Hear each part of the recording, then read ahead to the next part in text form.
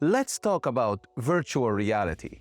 Virtual reality (VR) entails the usage of a headset to immerse the users completely in a digital environment, which include visible elements as well as auditory elements.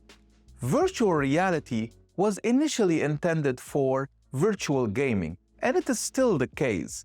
However, we are seeing more and more the usage of virtual reality in manufacturing and in smart manufacturing facilities.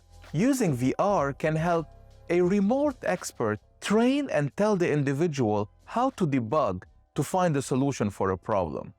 Other applications include several industrial engineering concepts, such as materials handling, factory, and optimization of the different layouts of materials transportation within a facility.